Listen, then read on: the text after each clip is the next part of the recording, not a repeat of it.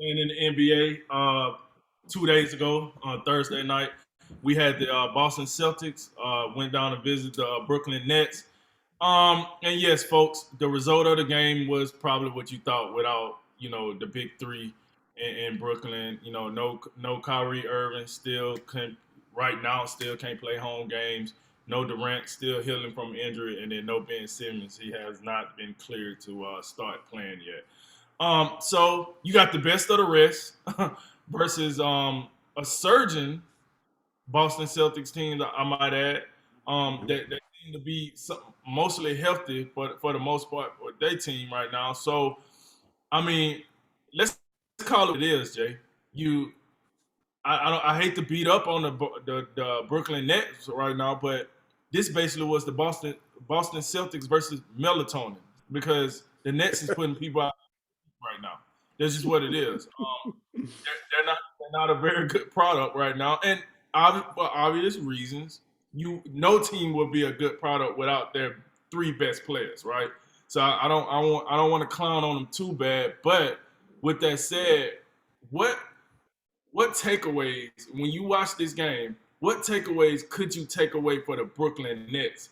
Just the Brooklyn Nets with the players that they had on the court without their big three. Well, they need assistance. They definitely do. That's obviously the biggest takeaway. When Seth Curry is your number one option, that yeah, that look, man, Seth Curry out here leading the way and still 10 for 19. That's remarkable.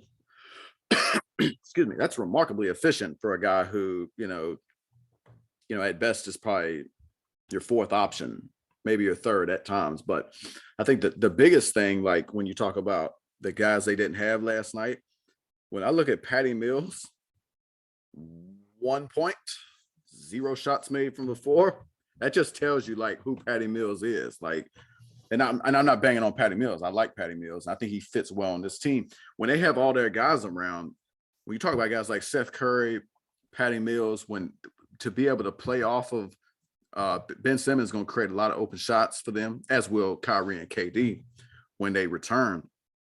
Joe Harris as well. They're going to make a lot of shots. But yeah, I mean, it's just when you don't have your guys, it's hard to win. And you'd struggle to find, it's the same thing when they had James Harden. James Harden, Kyrie, KD, like the only other three players maybe as talented, I think the Lakers have them, at least, especially from an individual basis. Now, it depends on the fit. And the same thing for the Nets. Like, we'll have to see if the fit will be there. I think it will be. But you got to get there. And, in the age of all the protests and everything we got going on, I think Brooklyn people should be protesting right now. They should go right down to the mayor's office and be protesting this vaccine mandate. The mayor's came out and said, he said, I can't wait to end this vaccine mandate. What on God's green earth are you waiting on? Because I don't know if you noticed, but Brooklyn out here look like they literally out here going on the slide. They just teetering on down the standings like, oh, no big deal. We'll get everybody back. Well, they ain't got nobody back. And then after they go to the mayor's office, they need to go find Ben Simmons. Drink, I understand the man ain't played a game all year. I get all that. Was he on the sideline? Okay. Well, they still need to go to his residence, or they need to find him after the game and, hey, get in the game. Why are you not playing? Don't tell me you out here working on a jump shot. We don't want to hear that. Matter of fact, we don't even need a jump shot from you right now. We need you to make some free throws from time to time, but we don't need jump shots. We just need you to go out there, pass the ball, rebound, defend, and do that. So that KD, I'm not mad at KD. I'm not mad at Kyrie, because that's the vaccine thing. It's not his problem.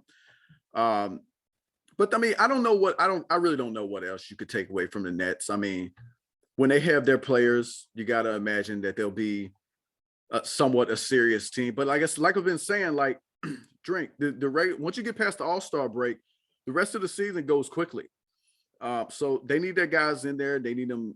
They got to get the chemistry going because it's a new group. Ben Simmons, he's gonna be a big part of this team, and so they got to get these guys together quickly. And for Boston, I think, look, Boston, you got to look at them. You got to be impressed with what they're doing right now. They've won what 10 of 11 games. They was on a 9-game winning streak, I think, heading into the All-Star break. I really, the part about the one thing that stands out to me is like it seems like remember when Al Horford went over to Philadelphia and they tried to play him at the 4 next to Embiid and it was just a big disaster.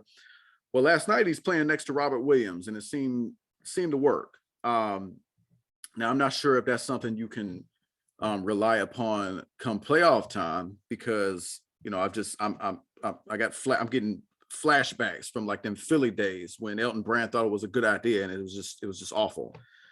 But look, Jason Tatum, Jaylen Brown, they're big time. Look, when Marcus Smart is out here hitting 5 for 6 from 3, you're having a good night. And look, all 5 stars in double figures. You made the point, and I don't want to get in too much, but the acquisition of Derek White buffers their bench because they need to get better on the bench. But look, last night, just a perfect example. Make or miss league. Boston makes 17 threes out of 42 attempts, and the Nets made 7 of 29. So Boston's plus 30 from behind the 3-point line. And look, look, we talk about the main 3 guys missing for Boston, but I mean, Joe Harris is another guy who's pretty key to that team, and he's still not in the lineup. So I don't know, like it's both of these games that we're talking about are pretty simple. Miami's just better than the Knicks, and Boston's better than Brooklyn when Brooklyn out here with the bunch of the bench guys in there. So pretty simple. I'm gonna go back and revisit the comment you just made about Al Horford. I think the reason Al Horford and Robert Williams could work a lot better than Joel Embiid and Al Horford is because Joel Embiid is a far superior player right now than Al Horford. So Al Horford is kind of like an afterthought if you put him next to Joel Embiid. Now with the Celtics, that gap is not that big because I think if athleticism wise, Robert Williams is no argument, right? We talking rebounds, we talking gritty plays, getting on the floor, loose balls, etc., etc. Al Horford, however, he can shoot better. His IQ is higher. So I think those 2 guys, when you got them in the same lineup, and I do agree with you, you don't want to play this too long, but it is times where both of them guys can play off each other so much better because of the different skill sets that they have. Joel Embiid, you talking about a guy that can dominate inside, a guy that can shoot the shot, a guy that can make his free throws, a guy that can rebound. It's not much Joel Embiid can't do.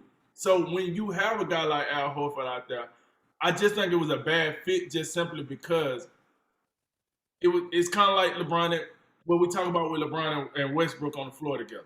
They do the same thing. Yep. So what you have to ask yourself, what do Westbrook do better than LeBron? It's very hard to find that. Is he more explosive? Yeah, I'll give you that. But what else? Like LeBron makes better decisions with the ball. LeBron shoots better. LeBron rebounds better. Whatever the case might be. So sometimes it just takes a little, like, I guess, thinking outside the box. And that seems to be what Brad Stevens kind of got going right now with Robert Williams and Al Horford. So I just want to comment on that. Secondly, to your Derek White point, I think as I watched, Derek White get into the groove of what they're doing with Boston, Daniel Tice, those guys, the point that you was referencing to was now that we pretty much see that Jason Tatum and Jaylen Brown going to be the primary scorers there. Is probably no argument there. They're the primary scorers. And they don't particularly play very good defense. They kind of pick their spots. And they're the true definition of 1A, 1B. Because neither one of these young guys give 2 rips about letting it back a little bit to let the other guy shine. That's just what I'm seeing out there.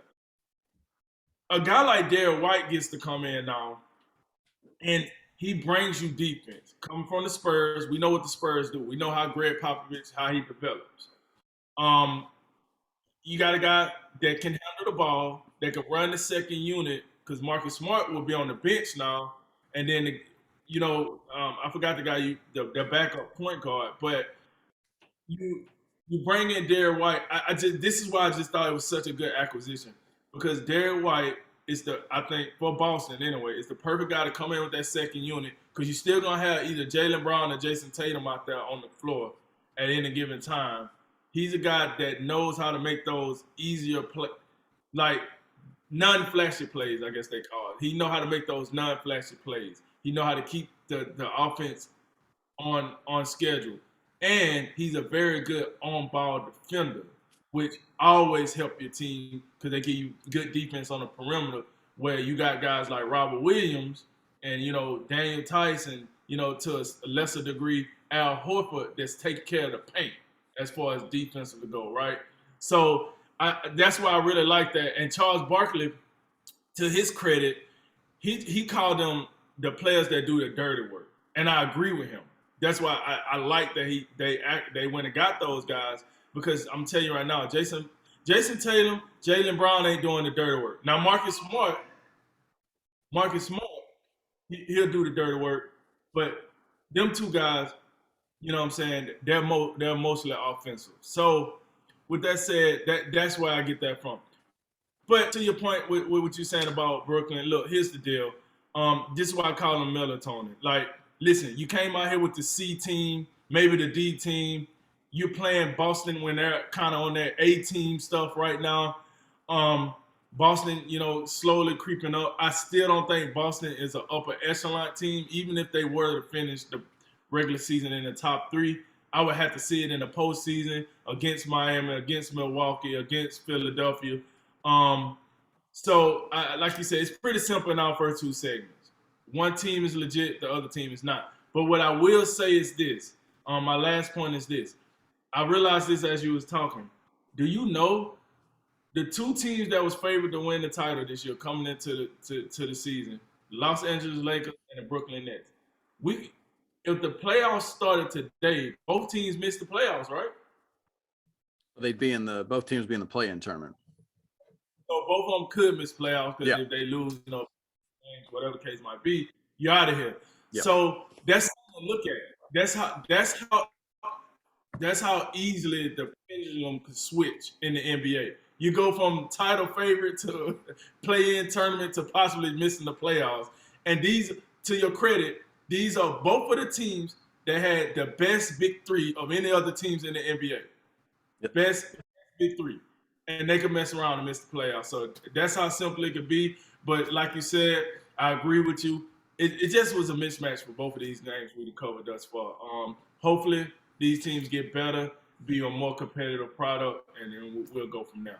I just say in closing, just on the last point you made about the Lakers and Nets, who unfortunately couldn't even make the pretender contender segment from the last show. That's how deeply buried they are in the standings. But I do have to say, because like Frank Vogel's name comes up a lot. They're like, ooh, is his job on the line? Nobody's talking about that about Steve Nash. And I'm not saying they should at all. But what I am saying is, I think there's a lot of pressure on Steve Nash. When these guys come back, Ben Simmons, Kyrie, and KD, they get in the lineup. They got to get this. For his sake, they need to get it figured out quick, fast, and in a hurry. Because you come out here and no one's gonna like. I don't think especially from a fan perspective, and like I don't know how many writers and reporters and all the media personnel will give you a break for flopping around. And God, if you somehow get bounced in the play-in or get bounced in the first round, that's going to be considered unacceptable, regardless for how long these guys have been playing, because you still accumulated such a ridiculous amount of talent. So I just had to say that, because we can get on Frank Vogel. Maybe he deserves it, maybe he's not, but he's still a championship. He's still a champion coach. Steve Nash jumped the line when he got hired. There can be no ifs, ands, or buts about it. And I'm not going to make it about race. He jumped everybody, anybody with amount of qualifications that had coaching experience. And for that reason, I think there's more pressure on him, because you jumped the line for guys who have been working for years trying to get an opportunity. Before you do that, I would say this though: what coach that jumped the line have been successful? When you think about Derek Fisher, when you think about Jason Kidd, now we're talking about Steve Nash. All those guys jumped the line. none of them really amounted to nothing. Maybe when they do their second stint, like Jason Kidd doing his second stint with the Mavericks now. Well, I guess you could say third stint because he, you know what I'm saying, you gotta give him credit for the Bucks and being the coach of net. But what coach when they jump the line really get success because they jumped the line? They didn't go through the grind and the grit like normal, you know, the other coaches have done. So I mean, Well, the difference is in that case, those guys you mentioned, and maybe there's some guys we leaving out, but like Derek Fisher was like set up to fail with what they had going on in New York, and Jason Kidd never had this much talent. That's the other difference. Like when you have Drink, come on, man, you go from KD, Kyrie, and James Harden to KD, Kyrie, and Ben Simmons and Seth Curry and on down the line. Like it's just you have to get this thing figured out. Too much talent to be out here playing around and get bounced early.